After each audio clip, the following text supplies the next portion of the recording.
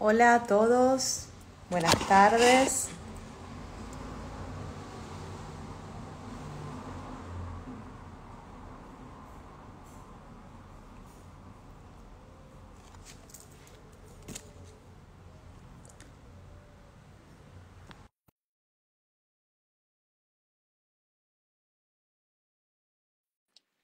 Eh, bueno, acercándose a marzo. Hola Janina, acercándose Hola. a marzo, que es el mes donde, bueno, se dedica a mandar mensajes a las mujeres.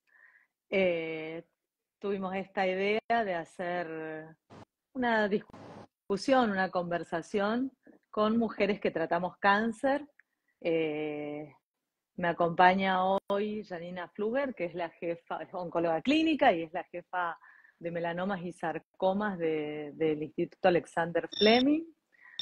También va a estar Ana Laura Mendaña, eh, que forma parte del staff de tumores ginecológicos.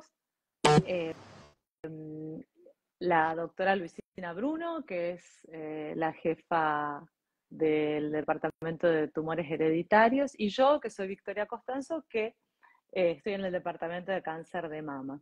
Así que bueno, buenas tardes a todas. No veo la solicitud de Lali, Ana Laura, no veo tu... Vi que te uniste, pero no veo la solicitud para estar en el vivo. Yo no la...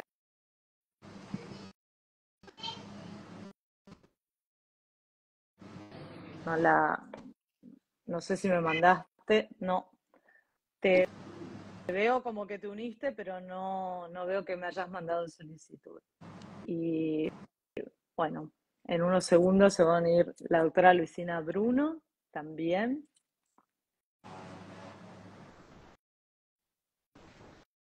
Ah,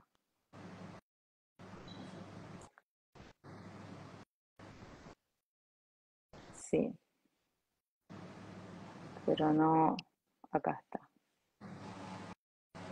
No veo, sí, te veo Luisina y Lali, pero no tengo la solicitud de ustedes para el vivo. Sí, no sé si pueden salir y volver a entrar.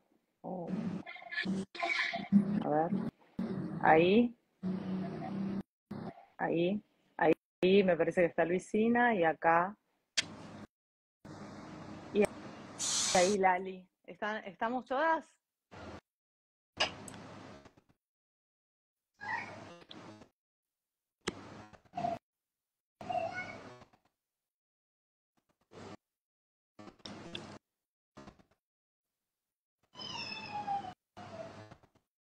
Me da como que estamos todas. Ok, ¿Estamos yo todas? no logro ver más, me veo yo solita, digamos, en sí, pero no veo a las chicas que estén, no sé si quieren hablar por las dudas, para ver si ya nos están escuchando directamente desde el vivo. Ahí Tampoco está te veo vos, Vicky. Luisina. Ahí está Luisina. Ahí, ahí está Y Luis. ahí Ahí está, está Ahí. hola. Ana Laura. Y yo tampoco me veo a mí, Yo te pero escucho, pero no bueno, te veo. creo que se me Ahí, escucha ahí Hola, está Lali. ahí estamos. Y a vos se te ve oscura. Ahí, a ver, a ver. Ahí Ahí está, ahí está. está. Ahí Ah, estamos las bueno, cuatro. lo Lo logramos. logramos. Gente, yo Hola. cero redes, así que esto es un esfuerzo más que estudiar oncología. Bueno, buenas tardes a todas. Hola. La verdad, qué linda reunión, todas dijimos, qué linda idea. Sí. Bueno, podemos empezar hablando un poco en este modo coloquial de, primero, los tumores que son exclusivamente de las mujeres y después tumores que pueden afectar a mujeres y a hombres. Y entonces te doy la palabra, Lali, tumores que afectan Bueno, exclusivamente a las mujeres. hola a todas, un placer para mí estar acá y compartir con ustedes, todas unas genias, colegas y amigas, compañeras. Bueno, yo soy la doctora Ana Laura Mendaña, que estoy en el área de gineco-oncología del Instituto Alexander Fleming, y gracias a Dani también que está ahí atrás, que, bueno, de FUCA, que tuvo, siempre nos apoya en todo. Bueno, los tumores más frecuentes en la mujer, vamos directo, es primero por lejos el cáncer de mama, tanto a nivel mundial como en nuestro país, y luego de los tumores ginecológicos fuera de la mama, el segundo en frecuencia en nuestro país es el cáncer de cuello uterino, el tercero más frecuente es el cáncer de ovario y el cuarto es el cáncer de endometrio. Estos son, bueno, los tumores más frecuentes en cuanto a incidencia. Y eso es como un poco distinto bueno, con los años, muchos años, y según el sector del país donde se mire, eso cambió un poco, porque hay en países de Latinoamérica donde en realidad no es como en el resto del mundo que el principal cáncer femenino es el cáncer de mama, sino que es el cáncer de cervix, ¿no? Y como que las mujeres no llegan a la edad de incidencia de cáncer de mama. Eso es, Lali, por el trabajo de prevención, por los mejores, porque se accede a mejores tratamientos. Sí, el ¿Cuál es cáncer tu perspectiva? de cuello uterino sigue siendo un problema de salud pública a nivel mundial, pero principalmente la mayor incidencia y mortalidad es en los países de bajos recursos, los países menos desarrollados, con menos recursos económicos, y dentro del cual nosotros estamos, y se debe fundamentalmente a que es una enfermedad prevenible, porque en el 99% de los casos es producido por una infección viral, por el virus del HPV o virus papiloma humano, y es una enfermedad prevenible, entonces el acceso primero a la prevención, que la principal medida preventiva demostrada ya con muchos años de seguimiento, con una alta eficacia, es la vacunación contra el virus del HPV, pero luego de la vacunación, que sería la medida más eficaz para evitar directamente la infección por los subtipos más peligrosos o de mayor riesgo de virus de HPV, está la prevención secundaria, digamos, o detección precoz, que es detectar lesiones en el cuello del útero que sean o en estadios muy iniciales o lesiones precursoras antes que se convierta en un carcinoma invasor, y eso se puede detectar mediante el examen ginecológico, básicamente el Papa Nicolau. El Papa Nicolau fue el estudio tradicional que se realizó y que se viene haciendo durante muchos años y realmente disminuyó muchísimo la incidencia y la mortalidad por cáncer de cuello de útero, pero en los últimos años ya se demostró que la detección o sea, el realizar el test del HPV es mucho más eficaz incluso que el Papa Nicolau, así que hoy ya prácticamente todas las guías internacionales, incluso algunas nacionales, recomiendan, parece ser más eficaz buscar. El estudio en sí es muy similar a hacerse el PAP, es en el consultorio ginecológico, vamos a colocar el espéculo y se toma una muestra del cuello de útero que una parte va a hacer, para hacerse el Papa Nicolau y otra muestra como con una especie de hisopo se toma y eso se manda a realizar lo que se llama una PCR en busca de ADN del virus del HPV de alto riesgo. Y eso Y la permite tercer motivo, perdón que me perdón, extienda, es obviamente el diagnóstico. Cuando ya hablamos de una lesión invasiva o de un carcinoma invasor de cuello de útero, la detección en estadios tempranos es fundamental, porque tiene altas tasas de curación y el acceso a los mejores tratamientos en tiempo y forma. O sea, todo eso afecta y explica un poco nuestra situación. Lali, y esto del test del HPV permite que no tenga que ser anual el PAP. Sí, sí, es tan segura y tan contundente son los estudios comparado con el PAP, que incluso un test de HPV negativo, las recomendaciones es que se podría evitar el control por 5 años. Bueno, son muchas guías, sobre todo internacionales, recomiendan eso. También el screening, los estudios dependen de la edad. Antes de los 30 años se recomienda hacer PAP anual y no hacer el test de HPV, porque la infección por el virus de HPV es muy frecuente, tiene una alta prevalencia. Todos tuvimos o tendremos contactos con el virus, y en la gran mayoría de los casos el virus solo, el organismo, el sistema inmunológico de la persona, elimina la infección. Y solo en un 5% de los casos queda, digamos, una infección persistente, que se llama, ahí pueden sumarse factores propios de la persona, como baja de defensas o enfermedades que generen inmunosupresión, que bajen las defensas, el tabaquismo, entre otros motivos por los cuales, por qué hay este 5%, algunas de las hipótesis o explicaciones son estas. Y en ese pequeño porcentaje, por eso es que antes de los 30 años se recomienda el PAP, y entre los 30 y 45 es la principal edad donde se recomienda hoy el testeo con HPV directamente. Yo tengo una pregunta para Lali. Con respecto a la vacunación, si nos podés contar un poquito cuáles serían las indicaciones de la vacuna y si crees que la implementación de la vacuna en el calendario ha ayudado, si hay algún dato para decir que esta maniobra ha mejorado, bajado la incidencia de la infección por HPV y eventualmente del cáncer de cervix. Sí, buenísima pregunta. Gracias, Yani.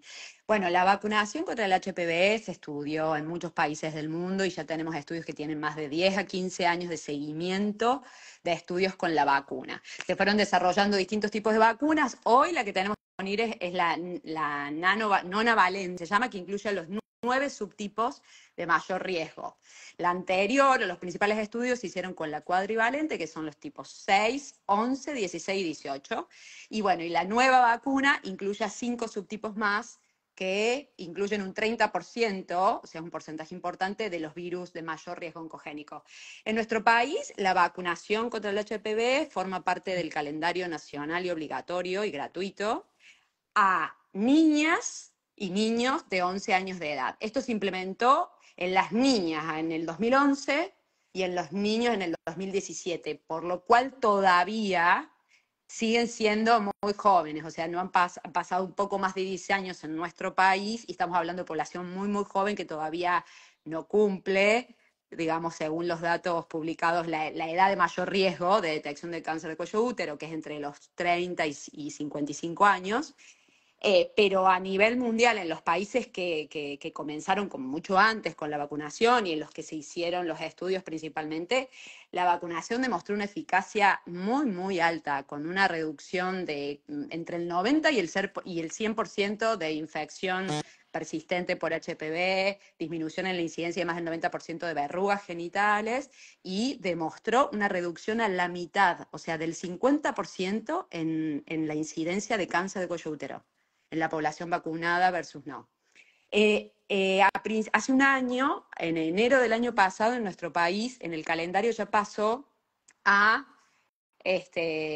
modificarse. Inicialmente eran 3 dosis, y en nuestro país, como en muchos otros que ya han implementado, ya hoy existe la única dosis. Ya hay estudios con bastante seguimiento y muchos que todavía se están haciendo, en donde pareciera ser que una dosis es igual de eficaz y obviamente mucho menos, digamos, más costo efectiva que 3 dosis en la prevención. Muchos países ya implementaron esta medida y nuestro país es el mismo. De todas maneras, siguen habiendo estudios en curso como para confirmar estos datos, pero los estudios que hay, que son bastantes, porque estos son estudios de muchísima población, hay un metaanálisis de más de 6 millones de mujeres, o sea, son datos. Así que realmente la vacunación. Y también hay, y ya corto, así les dejo el lugar, pero me encanta este tema, y hay estudios que hablan de que la vacunación también podría ser eficaz en mujeres de mayor edad. Esto es un dato muy interesante, incluso en mujeres que ya habían sido tratadas por infecciones por HPV, igual la vacuna sigue disminuyendo el riesgo de carcinoma. Así que bueno, esto es como una sugerencia, o sea, en el calendario nacional obligatorio y gratuito es para niñas y niños de 11 años. Pero pasada esa edad, mi sugerencia es hablarlo y discutirlo con el ginecólogo caso a caso, porque tal vez haya indicación de vacunación. Porque es una pregunta, no sé si les ha pasado, Luisina, Yani, es una pregunta que suelen hacer las pacientes de mayor edad, si se pueden vacunar o no, ¿no? Interesante. Sí. Bueno, entonces, de tumores femeninos. Hay mama, una preguntita en el cervix. chat, Sí. igual, ¿no? Que tiene que ver con esto por ahí, si quieres verse. ¿Cuál es la conciencia propuesta de los pediatras a los varones con respecto a la vacunación. No sé si la ¿Por qué se pregunta tienen es que a los varones vacunar? papás, a todos los varones. ¿Por qué se tienen que vacunar? Entiendo, pero bueno, me parece que esto es algo que también se habla desde las sociedades de pediatría, ¿no? Este es el contexto donde hablamos bueno, en un Instagram que tiene que ver con la prevención de cáncer, pero en general es algo que los pediatras manejan muy bien, el calendario de vacunación. Es verdad que queda esa edad, no sé, Ana Laura, ¿qué te parece? De chicos y chicas con mayor edad y por ahí más expuesto y cómo lo manejan. Entiendo que es verdad la pregunta de los varones porque las mujeres van al ginecólogo, ¿no? Y entonces tienen la oportunidad aún niñas más jóvenes de poder preguntarlo directamente y siempre pasa esto de que el género masculino empieza a contactarse con el sector de salud más grande y tal vez ahí se pierden oportunidades de prevención cuando pudieran haber sido permeables. Creo que es una deuda un poco de hablar de esto en otros grupos de niños, adolescentes que tal vez están interesados y sus papás interesados, ¿no? Por supuesto. No Sí, sé qué te sí, parece, Ana Laura. sí, coincido absolutamente. ¿Por qué el varón se tiene que vacunar? Y porque es una enfermedad de transmisión sexual, entonces lo transmiten tanto hombres como mujeres y en general los varones tienen menos afecciones o menos enfermedades por el HPV, bastante mucho menos que las mujeres, pero bueno, la vacunación hace disminuir la circulación del virus y obviamente evitar el contagio y demás. Sí, anteriormente que había 3 dosis, la población vacunada era bastante importante en nuestro país, pero se veía una reducción en las subsiguientes dosis, es decir, se daban una Ah, dosis, pero no. ah. Yo creo que con una única dosis va a ayudar y bueno, a esa edad todavía en general van al pediatra y bueno, sí, la gente que queda fuera de edad, lo que pasa es que hay que tener en cuenta que hace desde el 2011 que está la indicación, sí, o sea, yo estoy diciendo como muy general, si hay, se puede hablar y se puede, si es un año lo que se pasa, o sea, se puede conseguir, no es una cosa tampoco absolutamente estricta, pero no es lo mismo hablar de una mujer de 28, 30 años, es otra situación en la cual los estudios indican que la vacuna es eficaz y en muchas guías internacionales es recomendada. En nuestro país no es gratuita, digamos, ni forma parte del calendario obligatorio a esa edad, pero dado que demostró beneficio, sería, mi sugerencia es discutir caso a caso y que cada paciente lo consulte a su ginecólogo, si tiene indicación o no de vacunarse. Sí, Exacto. incluso ahí hay alguien que pregunta, tengo 39 años, me toca dar la vacuna, y uno lo busca en lo general, no sé si vamos a responder cada caso en individual, pero sí es verdad que cómo uno hace, ¿no? Y lo que decía la doctora Mendaña, primero charlar con el ginecólogo, porque lo que uno tiene que valorar es verdad que ya no es un requisito o una traba a la edad, pero sí esta historia previa, si tuvo o no contacto, si tuvo o no tratamiento, si tiene PAPs normales, si puede acceder a este estudio, ¿no? De HPV con más sensibilidad y tal vez bajo esas condiciones una persona de 39 años o de otra edad podría vacunarse, ¿no? Y después está la otra parte de si se cubre o no se cubre la vacuna, Bueno, que por es eso, otro pero tema. por lo menos la indicación médica, ¿no? Claro. Uh-huh. Tampoco Eh, es una vacuna tan costosa, digamos. El problema de que no esté en ciertas edades como calendario de vacunación implica para los que no manejan el tema es que no vaya a estar 100% la cobertura a toda esa población, ¿sí? Pero tal vez si alguien tiene una cobertura médica y habla con su ginecólogo, ginecóloga y tiene indicación, tal vez bueno, o pueda conseguir algún descuento X que corresponda a la prepaga o se lo cura la prepaga con la correspondiente, digamos, justificación médica. Así que Sí. de esta idea es un poco de charlar estas cosas para que las que no están tan claros los indicaciones de prevención se puedan interesar y preguntar no hay y avanzar muchos sobre esto. Uh-huh. cánceres que se puedan prevenir. Todos se pueden detectar precozmente, pero son muy pocos los que se pueden prevenir. Entonces, digamos, y hay una herramienta que es súper efectiva, creo que tiene que ser el conocimiento más difuso. Y saliendo de mama y de cervix, que son tumores exclusivamente de las mujeres, ¿qué les parece? ¿Cuáles otros comunes que podamos ejercer conductas preventivas que pueden afectar a mujeres y a hombres? Janina.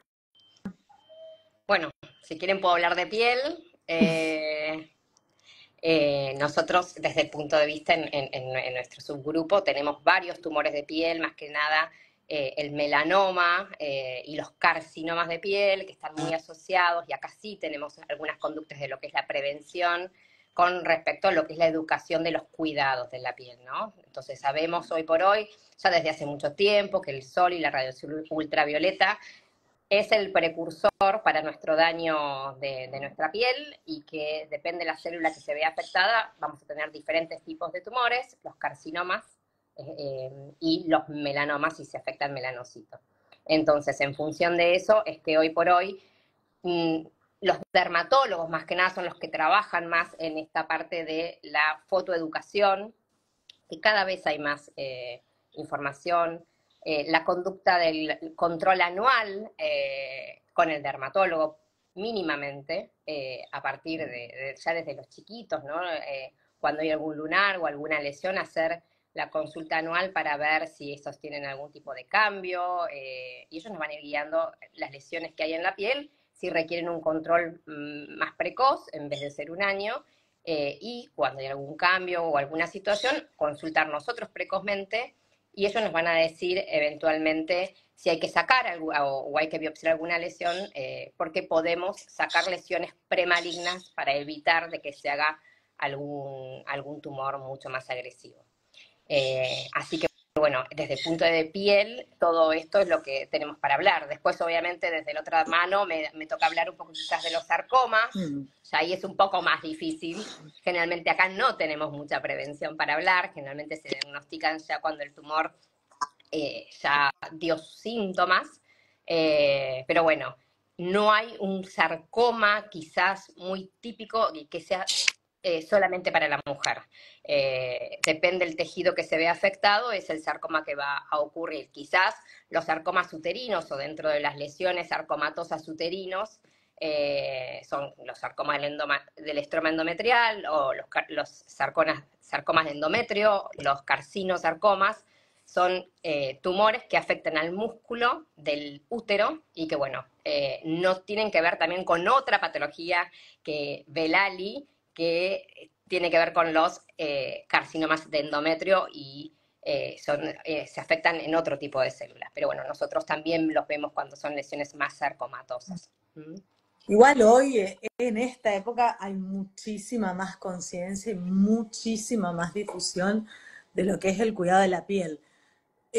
Pero en nuestro país, ¿hay datos de qué incidencia de melanoma hay, qué incidencia de carcinomas?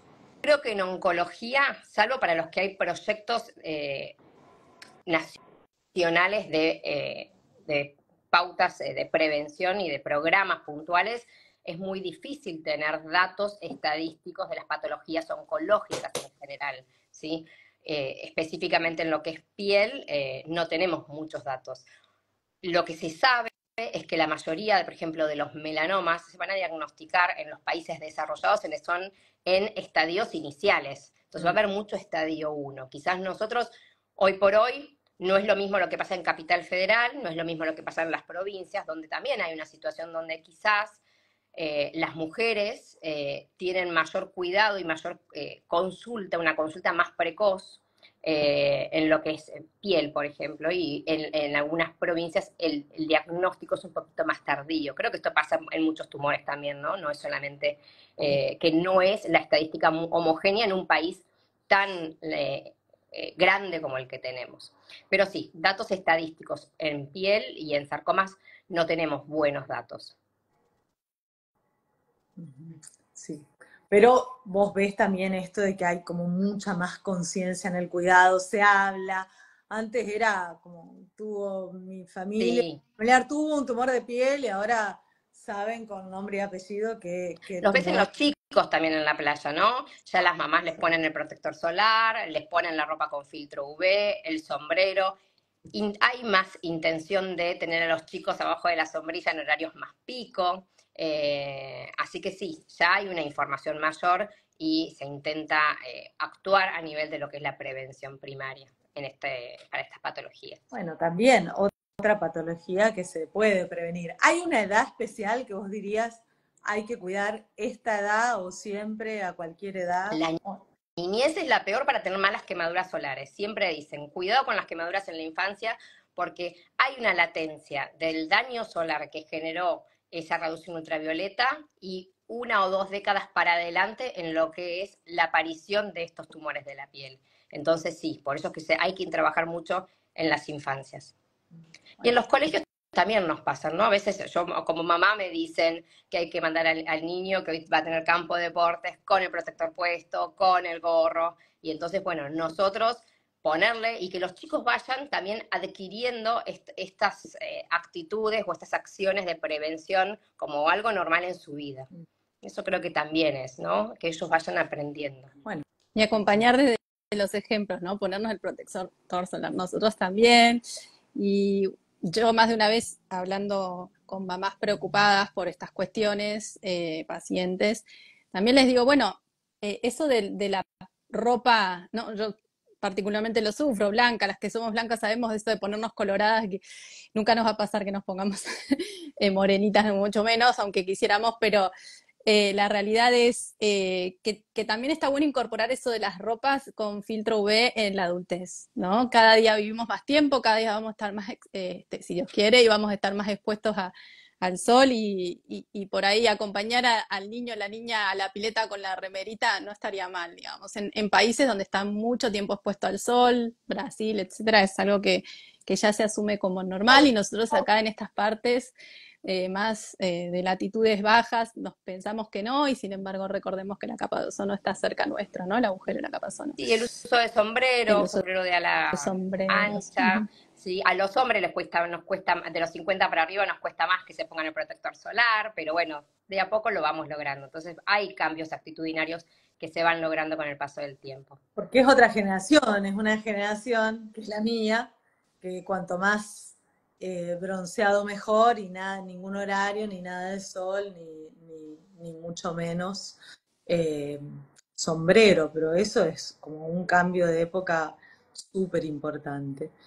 Bueno, fuera de todo esto que donde nosotros podemos accionar, ¿no? La mamografía, la vacunación, el PAP, la detección del HPV, la protección de la piel, el no fumar, el reducir... Vicky, perdón, no te quería cortar en esto, pero quería recordar un tumor que para mí es re importante, yo trabajo con eso y es la parte digestiva, ¿no? Ahora en marzo, que es muy prevenible también y una cuestión que nos está alertando bastante, que es independientemente del sexo. Hoy vamos a hablar, ¿no? De los tumores que afectan a la mujer, pero también lo pueden afectar porque es frecuente.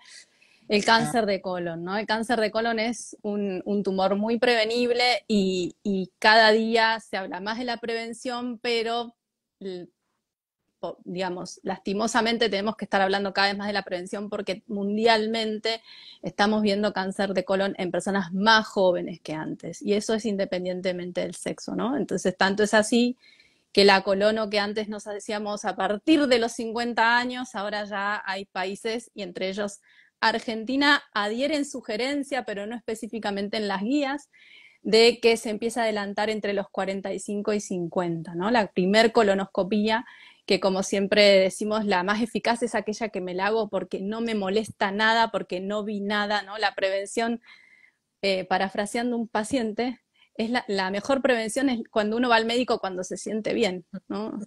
Entonces, esa colono que parece antipática, molesta, pero la verdad que transitarla, empezar a pensarla un poquito antes, entre los 45 y 50, sin ningún antecedente familiar, ¿no? Esa es la clave. Y además recordemos que el estudio es con sedación, son 10 pasa. Lo más molesto minutos. es la preparación, que hoy día es más fácil, porque hoy no te hacen tomar los 4 litros, te hacen tomar, claro, mucha agua, pero es como un vasito, 2 vasitos primero, bastante agua, 2 vasitos después, hay nuevas preparaciones, y eso lo hace un poco más agradable, y es una noche o un día, dependiendo de cuándo uno pidió el turno, que es un poco molesto y mucho al baño. O sea, así que sí.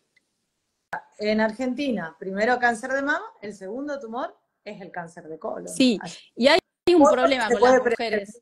¿Por qué se nos escapa a las mujeres? Porque acá, y esto yo digo, la fuerza de la ciudadanía, es que aún los médicos todavía no que no están tanto en temas porque por ahí son más generalistas, etcétera, no están tan al tanto de que esto cambió y es entre los 45 y 50, o que ya la colono no hay que pensarlo de última, hay que pensarlo cada vez más temprano, no dejar pasar, bueno, si uno, digamos, recién dijimos el ideal es cuando está perfecto, pero si alguien tiene un pequeño sangradito, no pensar que es hemorroide, es una colona a tiempo. Y digo, con las mujeres es más difícil, lo vemos, porque por ahí el síntoma es la anemia, y entonces como tenemos las menstruaciones, debe ser la menstruación muy, muy abundante, qué sé yo, y de repente nadie se anima para no jorobar, ¿no? Estas cosas paternalistas a veces, no, ¿cómo le da una colon a una chica tan joven? Hay que pedirlo, si tiene un síntoma, tiene anemia, es un estudio, es algo invasivo, pero es en sedación, uno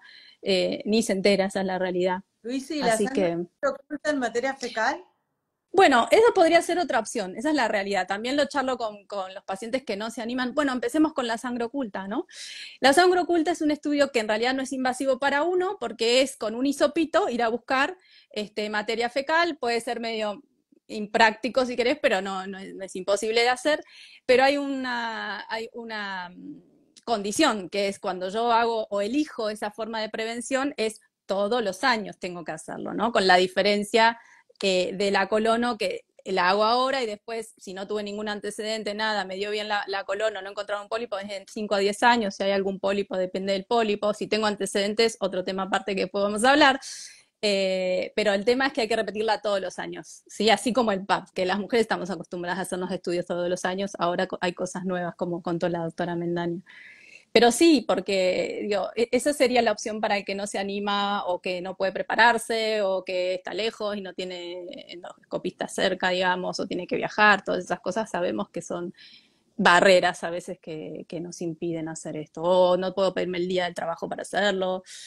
Qué sé yo, en esos hay algunas opciones, algunos lugares de endoscopías hacen los sábados, pero bueno, hay gente que trabaja los sábados también, entonces, o tienen nenes chiquitos, ¿no? Esto de que estén empezando aparecer en personas jóvenes, también nos genera esta, ¿no? Que se ve también en lo ginecológico, en la mama, esto de que por ahí no puedo porque tengo tantas cosas que hacer con la familia y siempre nos relegamos las mamás, las mujeres, y bueno, aunque sea hacerme la materia fecal y vemos, ¿no? Por supuesto que la materia fecal es, si bien alterado, ahí no se salva uno de la colono, pero porque hay que ver qué está pasando, porque hay sangre en la materia fecal que no es algo normal, y sangre microscópica que ni se ve, pero bueno, en principio es algo que puede ser más posible para muchas personas y hay que tomarlo, claro que sí.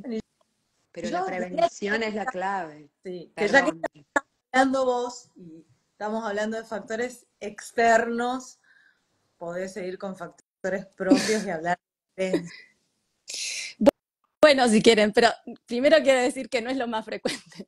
No, Yo pero dentro hay de mucho la... mito con eso, Claro, muchísimo mito.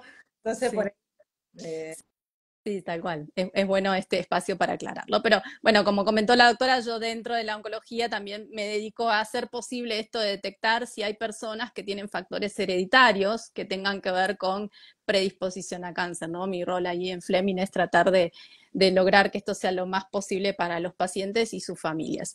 Y en principio, hoy es algo que tiene tal vez un poco más prensa que antes, ¿no? Que se habla un poco más, que inclusive desde los profesionales y desde la población se empieza a conocer.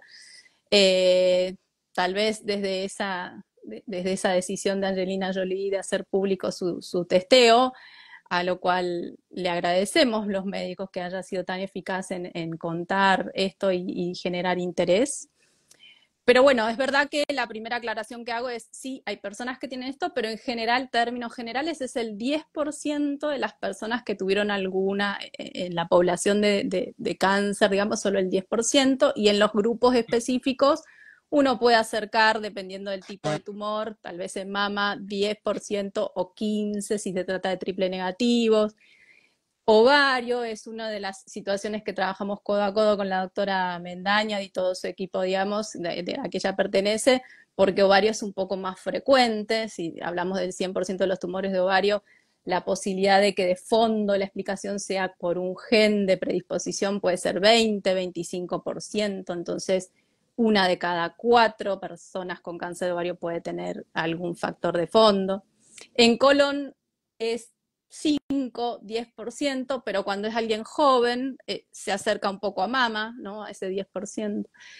En endometrio es parecido porque hay un síndrome que los puede explicar las dos posibilidades, ¿no? De que alguien tenga predisposición a colon y a endometrio. Endometrio es parte del útero, pero que no está en el cuello del útero, es la parte más interna. Así que sí, en diferentes tumores hay un porcentaje de pacientes que es conveniente que uno detecte qué está pasando en esa familia. Y la forma de detectarlo a veces llama un poco la atención para la población y es pedirle a ese familiar que se haga el estudio, ¿no? Pedirle a esa persona que está cerca mío y que tuvo un diagnóstico, que sea ella la persona que se haga el estudio primero para saber qué es lo que está pasando en la familia.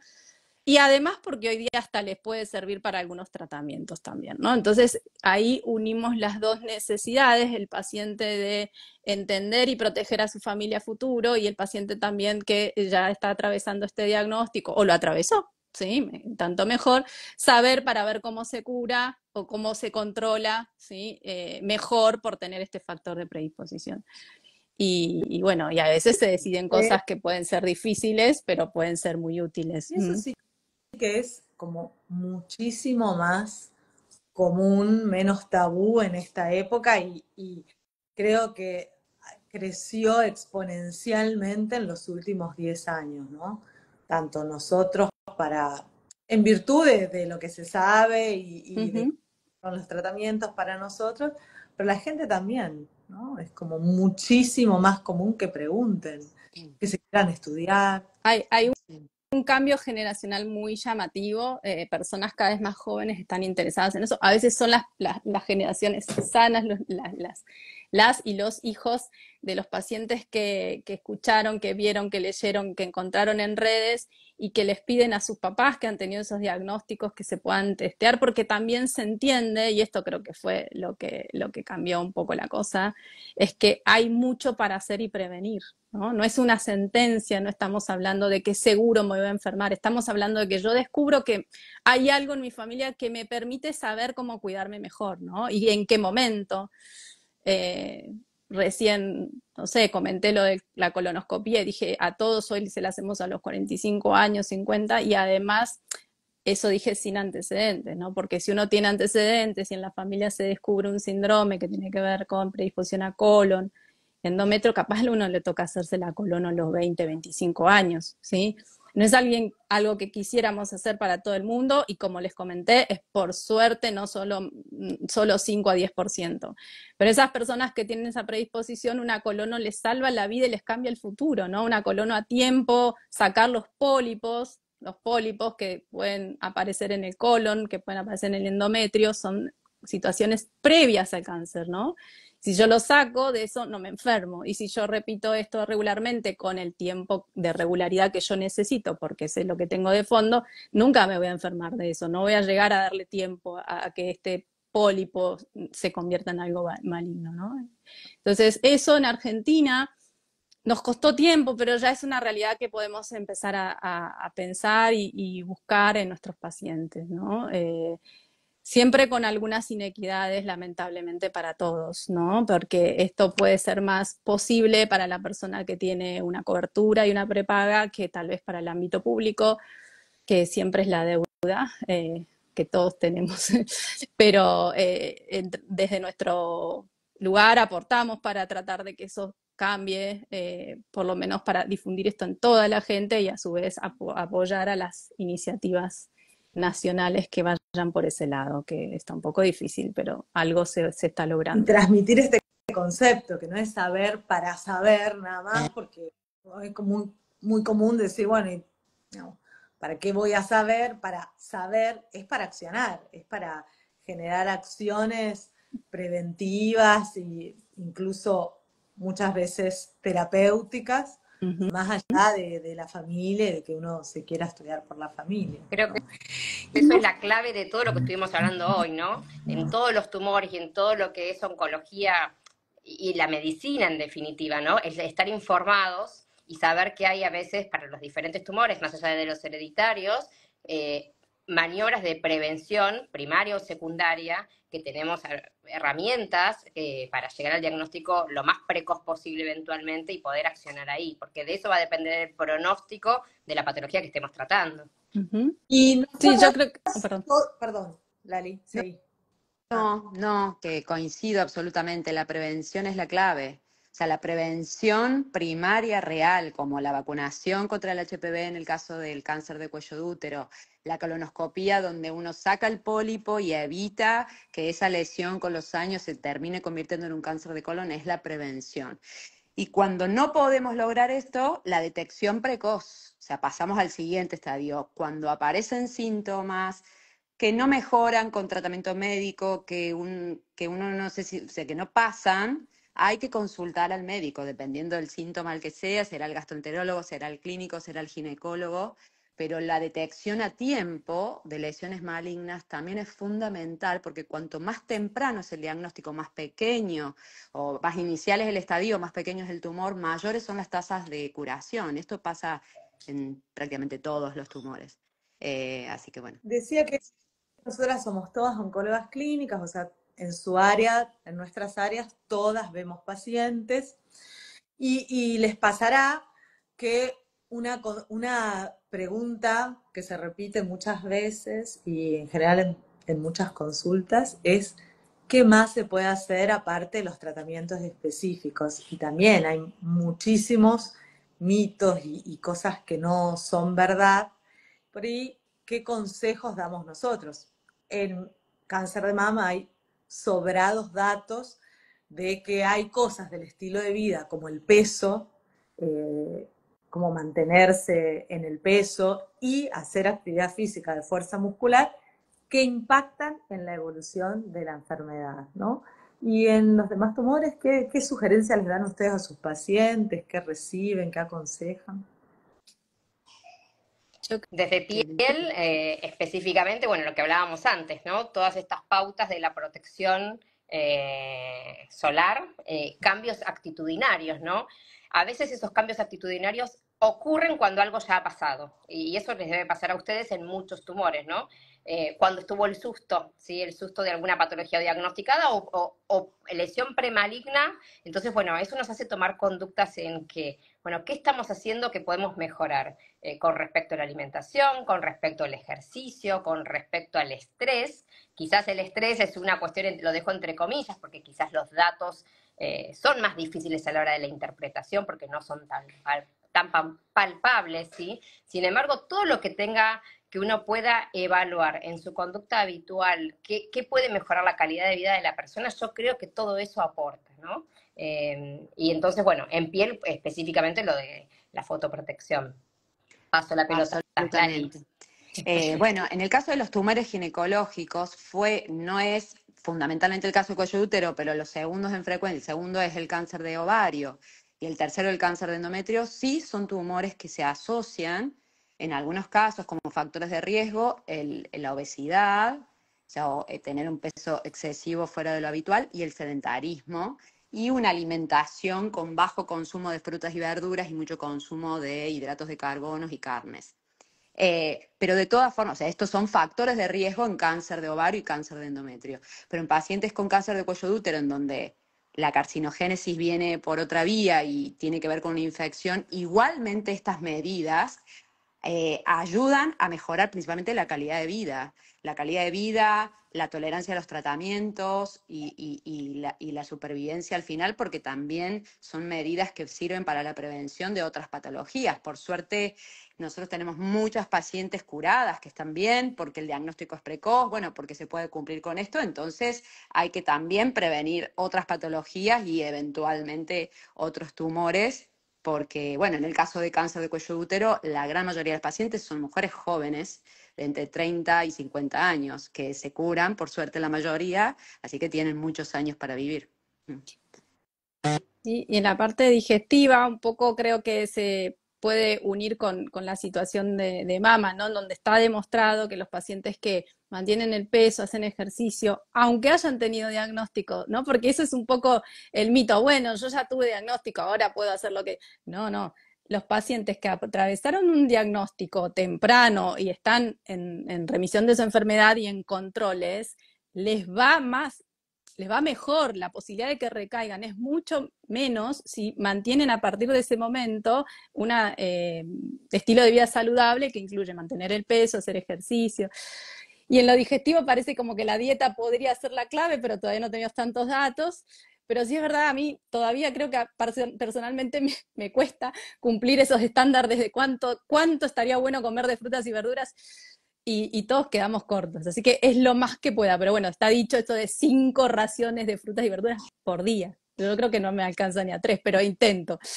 Y entonces, ¿cómo hacemos? Incorporamos la fruta a la media mañana en el desayuno, así capaz llegamos a 5, pero digo, siempre vamos a estar medio para atrás, así que tratar de estimular eso, ¿no? Yo creo que Y dejar poco de fumar, ¿no? En todos los tumores. los mitos que quieran buscar de azúcar, de calcio, y muy poca difusión, que en realidad lo que importa es la obesidad, ¿no? Creo que próstata, que es un tumor exclusivamente masculino, es análogo, pero en cáncer de mama hay estudios que muestran que por cada 5 kilos sobre el peso recomendado aumenta exponencialmente el riesgo de recaída habiendo tenido cáncer, ¿no? Y hay datos que muestran que la actividad de fuerza muscular durante la quimioterapia también no solo mejora la recuperación post-quimio, sino que a la larga impacta también en las recaídas y demás. Y debe tener un mecanismo similar como antiinflamatorio. En muchas patologías, bueno, pasa que por ahí la frecuencia y la edad del cáncer de mama da para investigar un montón. Y hablando de calidad de vida, decías, Lali, que afortunadamente, y todas debemos ver, muchas pacientes curadas, ¿no? Y creo que también de lo que se habla mucho más últimamente son de temas como que tienen mucho que ver con lo femenino, como la fertilidad y si se puede ser madre después de haber tenido un cáncer, cualquiera sea.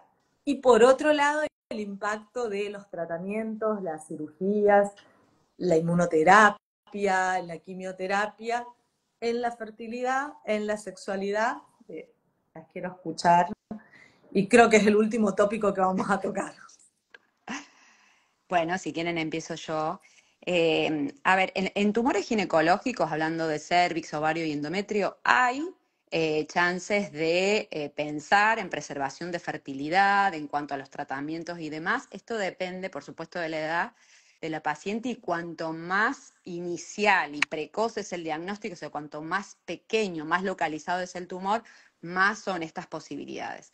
La realidad es que, bueno, después si hablamos de cada uno particular, la mayoría de las pacientes, por ejemplo, con cáncer de cuello de útero, también el caso de cáncer de ovario, el cáncer de cuello de útero generalmente se da en mujeres más jóvenes, donde vemos una mayor población de mujeres en edad reproductiva. El cáncer de ovario y de endometrio habitualmente es más frecuente en mujeres mayores después de los 60 años, en mujeres ya menopáusicas, pero hay casos, obviamente tenemos casos excepcionales, casos más jóvenes.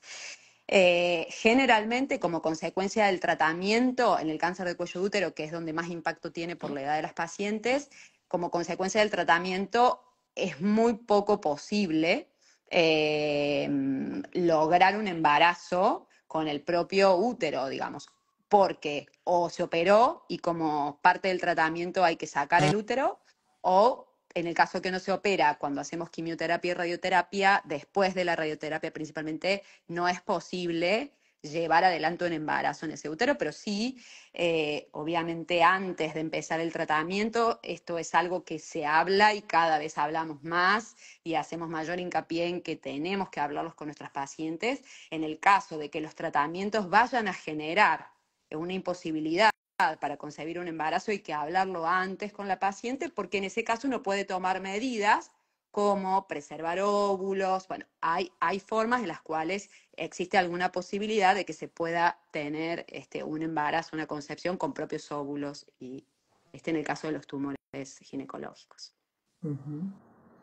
En lo que es melanoma, que digamos con respecto a los tumores de piel, que podemos llegar a ver un poco más a temprana edad, hay hay que esperar a que haya pasado un tiempo de seguridad después de haber terminado los tratamientos o ver que no es una recaída, eso va a depender del estadio en que se haya diagnosticado.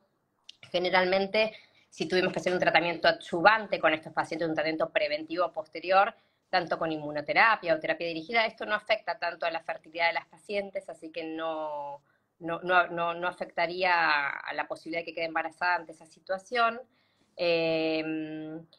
Con respecto a tumores tipo de sarcomas, donde ahí tengo que hablar probablemente de dos situaciones, los fibromatosis desmoideas, donde son tumores benignos, podríamos decir de alguna forma, pero que se les ve muy relacionado con los cambios de los ciclos menstruales de las mujeres y los estrógenos. Hay que tener mucho cuidado con el embarazo en las mujeres, y más cuando son desmoides de pared o desmoides abdominales, porque la posibilidad de que crezcan estas lesiones son mayores. Entonces hay que evaluar caso por caso.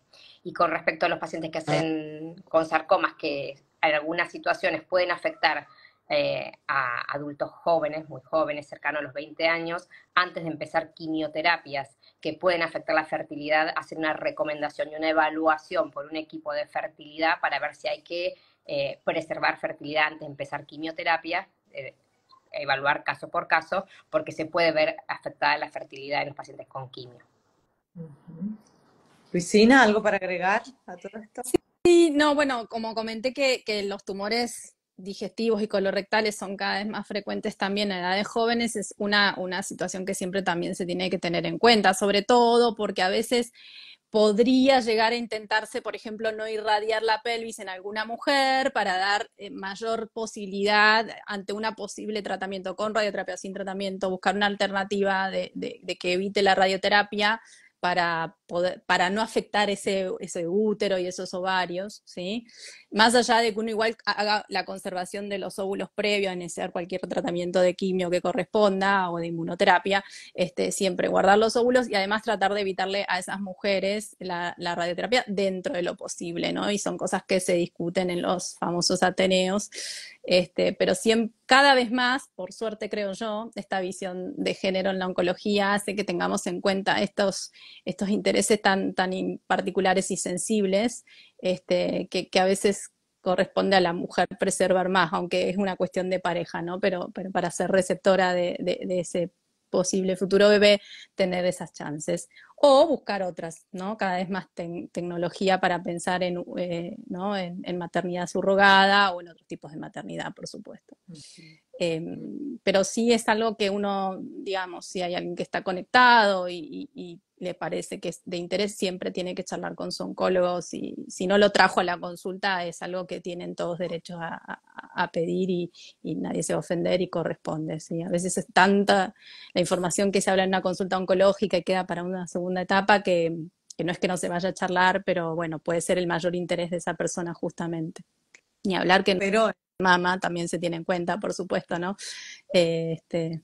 Cada día más. Bueno, Victoria, yo te quería preguntar, en cáncer de mama, ¿por qué es un tumor más asociado a la exposición hormonal? Entonces, bueno, habitualmente hay muchas preguntas o dudas sobre las pacientes. ¿Es posible preservar la fertilidad o hacer tratamientos de fertilidad? Sí, y digamos, como son todas nuestras consultas, primeras consultas, como que son para todos abrumadoras de toda la información que se maneja, es un tema que hay que ponerlo en carpeta en pacientes en edad fértil. Y habitualmente, es muy común de escuchar que una paciente en ese momento dice, salvo alguien que venga como muy predeterminado, muchas veces el tumor se detecta durante tratamientos de fertilidad, muchas veces no, ahora eso no me interesa o no. Nosotros tenemos que insistir porque nosotros somos los que sabemos que es muy probable que esa paciente se cure y que después pueda y quiera ser madre. O sea que sí, creo que mama y con los tumores hematológicos, linfomas y leucemias son donde más datos hay de preservación de la fertilidad y de chicos nacidos a partir de técnicas de preservación de la fertilidad. Se puede y se tiene que, sí. Creo que nosotros somos quienes tenemos el poder para sacar el tema en la consulta. Lo mismo el otro tema que había dicho, ¿no? Que era absolutamente tabú y cada vez se escucha más en las consultas cómo mejorar la sexualidad. Sobre todo Lali, vos y yo, que hacemos tumores que afectan mucho la esfera sexual, los órganos femeninos, pero también, Janina, vos que ves mucha gente joven actualmente, que no es una rareza para vos ver gente joven, y lo mismo Luisina, ¿no?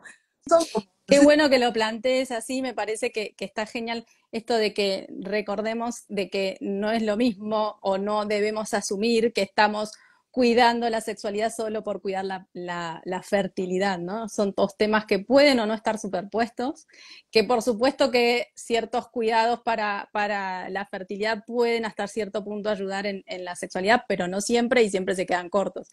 Entonces hay que seguir preguntando y eso de que no quiere preservar, no importa si quiere mantener función ovárica de aquí en adelante o es un varón que, bueno, quiere evitar cierta radioterapia por la impotencia, ¿no? También no quedarnos solo con el sexo femenino. Me parece que eso lo hablamos en círculos médicos, pero tal vez en la población está bueno que se animen, ¿no? La charla de era sin tabúes, así que había otras preguntas el que se anima. Pero bueno, le dejo ibas a comentar algo, creo, Lali Bueno, o Jani. en el caso de los pacientes con tumores ginecológicos, como parte del tratamiento y las pacientes curadas, es bastante frecuente de ver alteración, digamos, en la actividad sexual o por dolor o falta de lubricación. Bueno, porque generalmente la consecuencia de los tratamientos que hacemos es bajar el nivel hormonal. Pero bueno, por suerte, cada vez más son las mujeres que se animan, que se sienten en un lugar seguro para hablar del tema y consultan y tienen interés por mejorar, por supuesto, después de pasado el momento más difícil, que es llevar adelante el tratamiento y demás, en pacientes que ya entran en fase de controles y curación, es un tema que preguntan, y cuando no preguntan, a mí particularmente me gusta siempre hablar, así que hay métodos que pueden ayudar a tener una buena, digamos, vida sexual, y es parte importante de todos y por supuesto de las mujeres, pero se puede volver, después de un tumor ginecológico, se puede volver a tener una vida sexual satisfactoria y sin dolor y buena, así que realmente... Sí, a mí quizás me pasa un poco más con respecto a lo que es la imagen corporal, ¿no? Resecciones de tumores grandes, más que nada los sarcomatoides o los de piel, lesiones a nivel facial, ¿no? Cómo reconstruir esa, que a vos, Vicky, también debe pasar lo mismo con las mastectomías o con tumores que son ablativos para los pacientes, una amputación en un sarcoma de miembros, cómo reconstruirse y adaptarse a esa nueva realidad que quizás fue con una conducta curativa para el paciente, pero que tiene que adaptarse a esa nueva realidad y a esa imagen corporal que puede impactar desde solamente la imagen corporal, pero también en la sexualidad de ese paciente. Así que bueno, son caminos para tratar, podríamos hablar un montón con respecto a todo esto, ¿no? Como el apoyo psicológico, el apoyo familiar, el apoyo del médico, ir viendo cómo uno puede ir teniendo diferentes intervenciones para ayudar a ese paciente a que se amigue con su nueva realidad, ¿no? Sí, a veces la consulta con la pareja, ¿no? Si uno se anima para que venga y escuche de la mano de la voz del oncólogo que sí puede tener relaciones a partir de cuándo. Bueno, si hay algún cuidado especial, cómo considerarlo, si hay necesidad de lubricación, cómo plantearlo, digamos. Me parece que en las parejas consolidadas y acompañantes siempre es bueno que vengan a la consulta y a veces hasta que se pidan un turno para eso, ¿no? Porque lleva tiempo también hablar de esto y tal vez no es cuando ya me voy a pedir la receta y de paso le pregunto esto. No está mal que uno lo plantee y lo planifique, ¿no? Es tan importante como el resto de los temas, ¿no? Como llevarse la receta al estudio de la medicación o lo que sea. Excelente. Creo que podríamos hablar 2 horas más, pero tenemos que cerrar y como ven, no hablamos específicamente de tumores en particular, como ven también los que se unieron, hablamos de todas las cosas de alrededor que son la vida, así que alguna de las tres que quiera cerrar con una nota final. Luisina. Bueno, no, yo agradecer a FUCA por este espacio, creo que anticipándonos al mes donde hablamos de los derechos de la mujer, de la situación donde estamos, es importante empezar a ver lo que hay disponible, lo que queda por conseguir y conquistar, y también esto, ¿no? De que sea algo equitativo, útil para todos, que tengamos cada vez un trato más real y humano y podamos llevar estas consultas específicas a nuestras propias consultas, a nosotros incentivándonos y todos ustedes diciendo qué es lo que necesitan también, ¿no? Seguramente las preguntas que hoy surgieron le han servido a tantos otros que hoy están escuchando y bueno, tal vez tengamos que hacer algún otro más de estos vivos más adelante. Seguro. Y vamos a estar más entrenadas, creo. Sí, sobre todo en la conexión. Bueno, gracias a todos. Lali. Bueno, yo también agradecer a todos los conectados. Bueno, hay un montón de preguntas. Muchas preguntas son sobre casos puntuales, que siempre es difícil responder a una pregunta sobre cada caso. Lo importante en tumores ginecológicos es consultar al ginecólogo. Si hay síntomas que no son habituales, como por ejemplo dolor con las relaciones sexuales o si hay sangrado ginecológico cuando no tiene que haber, esto es, en la mujer que menstrua fuera de las menstruaciones o en la mujer que ya no menstrua, cualquier sangrado ginecológico es anormal y no debería estar, o dolores abdominales o inespecíficos, molestias a veces al orinar, que no mejoren, consultar al ginecólogo, porque la clave es, primero, la prevención, en los casos que se puede evitar tener, con todas las medidas que hablamos, la vacuna contra el HPV para evitar el cáncer de cuello de útero, mantener el peso saludable, la actividad física para evitar el cáncer o disminuir el riesgo de cáncer de ovario y de endometrio, pero después es la detección precoz, el diagnóstico, cuanto más temprano es, más altas son las chances de curación. Es clarísimo. Bueno, muy bien. Bueno, gracias a todos. Gracias, un placer. Gracias. Nos vemos Buena mañana. semana. Gracias a todos. Igualmente. Chao, chao.